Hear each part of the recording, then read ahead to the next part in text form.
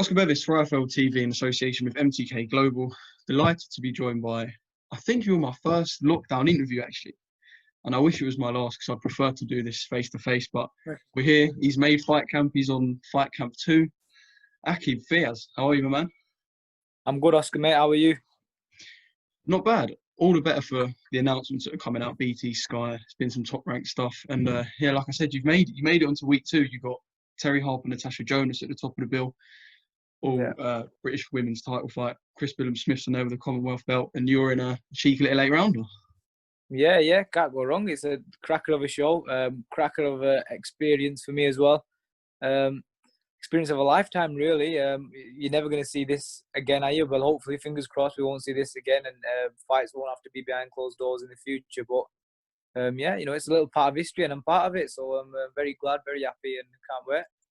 Yeah, I mean, that was my next question. Is it more exciting the fact that you can say you're part of the sort of historic comeback that boxing's going to have to go through, as well as the fact that you've got a fight? Yeah, that's what it is. It's a comeback, isn't it? Because obviously everyone's been dying for it. We're all missing it. We've all had no live sport. Obviously football's back, but it's not quite boxing, is it? And obviously we've had the UFC, but boxing's boxing, isn't it? Nothing gets the blood going like boxing. And I'm just glad that it's back as a fan, and over the moon to be a part of it. And can't wait to get stuck in now and be there and get it done, be part of it.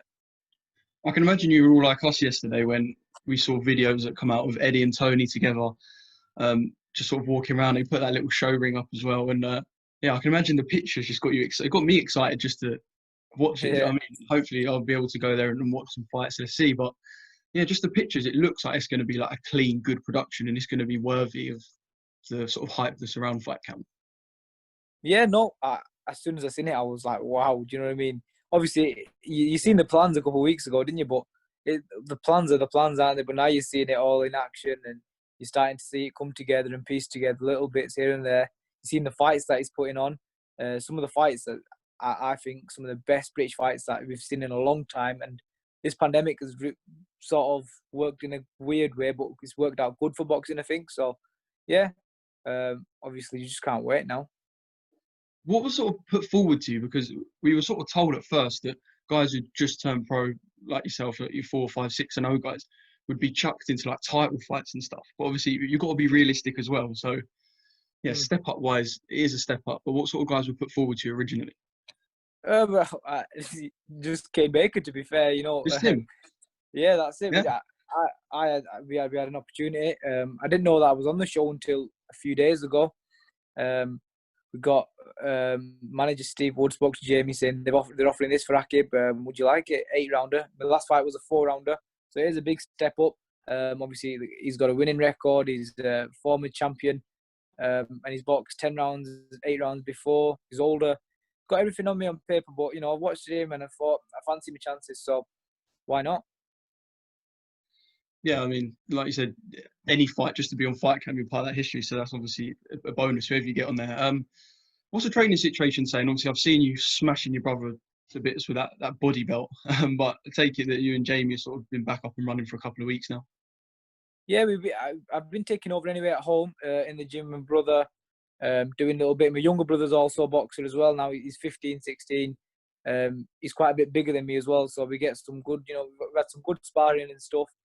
I've been taking over my big brother on the pads. And yeah, a few weeks ago, we've been back in the gym now a couple of weeks with Jamie. Been picking the training up, getting fit and ready. And yeah, I'm in a good place to say yeah to a fight. Obviously, we weren't expecting like a long 10-week training camp. We weren't expecting long notice. I don't think anyone was. But yeah, I'll be ready August 7th. Can't wait to go.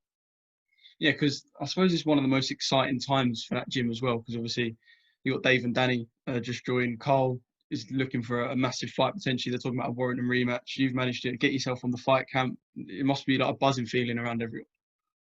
Yeah, we're all buzzing.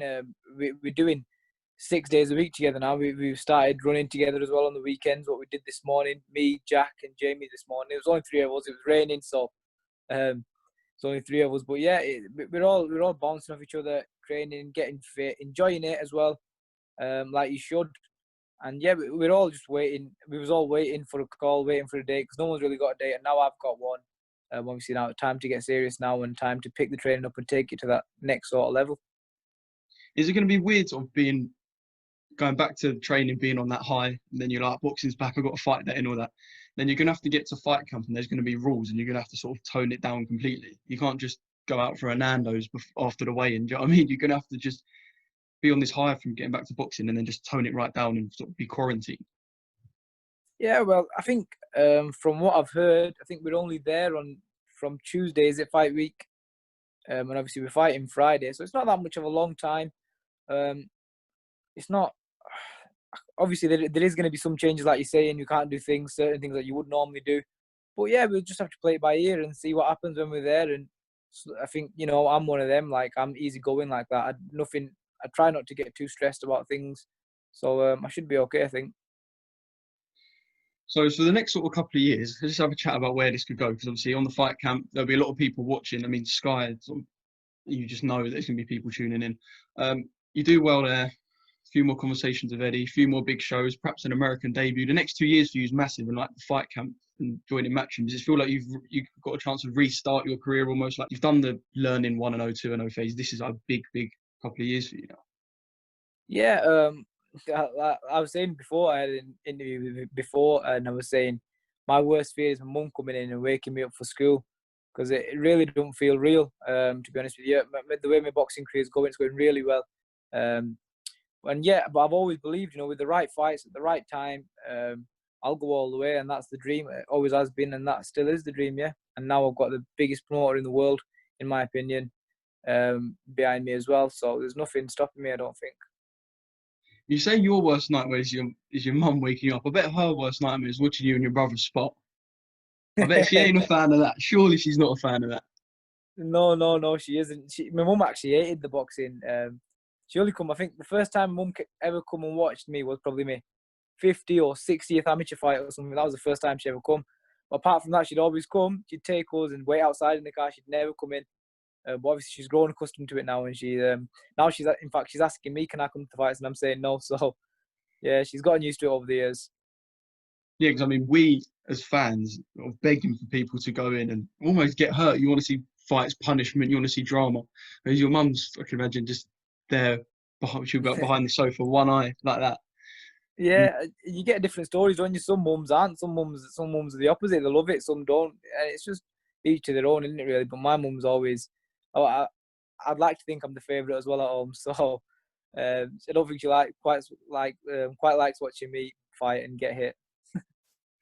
So obviously, she wasn't watching you in fights, and now if she was going to come, she wouldn't be allowed. I take it you wouldn't be allowed anyone bar you, Jamie, and a couple of guys from your team. Yeah, no, I think that's the case, isn't it? They're not. I think it's 2 corner men, isn't it? And that's it, really. So yeah, she's not got a choice. It's when she'll have to pay to watch it on telly. I can imagine you knew with Eddie that if he was going to come back, it was going to be something big, and there was going to be like a bit of razzmatazz about it, and he wasn't going to come back half-hearted. Yeah, well, he did say, didn't he, in a few of his interviews? I was watching him, and he was saying, I could just come back in the studio, but that's boring. Who wants to see that? And you know what he's like, and he had us all guessing for a while, didn't he? Until they announced it, we was all thinking, what's he going on about? What are they going to do? And then he's come with this, and it is a great atmosphere. I'll be honest, I've boxed outdoors in the amateurs. Nigel Travis, who helps us out still now, and a good friend of Jamie's as well, is a big part of my training team now. I boxed a few of his lads on their shows, and their gym is called the Moss Side Fire Boxing Station. So they'd have shows outdoor at the fire station. So they were class in the summertime. They were lovely, mint shows. Barely get sweat on over 3 rounds. And that's another bit that sort of skipped my mind. Obviously, I knew it was outside, but I forgot fighting outside sort of like a different feel. What would you rather it was though? Would you rather it is cold or hot? Because I can imagine it'd be a pain if it was sweating in that ring. I suppose you'd rather it is a bit chilly. Well, under the lights, it's always hot, isn't it? So, I think if it was cold, it'd be weird and it wouldn't feel right. So I'd rather it hot. Yeah, that's a bit more normal, isn't it? Well, whatever happens, we're looking forward to it. I do have to ask you though, obviously, the big news that came out a couple of weeks ago. Anthony Joshua, Tyson Fury seem to have agreed the financial side of their deal. Fire away. What do you think? To be fair, just because I'm team match, I'm still Team Fury, to be honest with you. I've Yeah. always been a big fan of Furies. Yeah, no, I've always been a massive fan of Furies. But he's got the skills, definitely. He's got all the attributes to beat Joshua, I think. But what I will say is Joshua is improving all the time. And I feel like Fury now is at the stage of his career where he's at his peak, he's at his best he's going to get, I think. But with Joshua, he's always improving, he's always getting better. We've seen in his last fight with Ruiz, he was a changed man, and he boxed completely different to what anyone expected. And I won't say write him off. I don't think you could write him off in any fight. But definitely, if AJ turns up and he's doing all the right things in the gym, improving all the time, don't see why he can't beat him, because he's got the explosive power, explosive speed to sort of get to Fury and maybe put it on him properly, which a lot of people haven't done and haven't been able to do. Let's say that in the Joshua Ruiz rematch, Joshua came out, chinned him, round 2, it was over, got his belts back. Do you feel like because he come out, he boxed on the back foot, showed something different, it's actually sort of working in his favour in the fact that going forward, people will probably, I'm trying to think of how to word this, like more people may back Joshua than they would if he'd have come out and just chinned Ruiz, basically. Yeah, because if he chinned Ruiz, it'd be the same old Joshua again, wouldn't it? If he just come out and chinned him, it'd be the same old thing, and everyone would be like, nothing's changed. All he's done is got stronger. But what he did do, he come out, he boxed to a game plan, followed the game plan for 12 rounds, which I thought would be difficult for him, especially in a fight like Ruiz's where everything was on the line. What he did do as well, the way he boxed, his feet, I've never seen him use his feet that way, use the jab, box, and the back foot. Well, you got to remember, he has boxed high level as an amateur. So you can't really take that away from him. And I know he's not been boxing long, but he's improving, like I said, all the time. So he's definitely getting better, and I wouldn't write him off in the Fury when he fights Fury. Yeah, what should be sort of the pinnacle to a good year and a half, 2 years of boxing, hopefully. And kicking off with obviously the BT shows and then fight camp, which you're involved in. So look forward to it.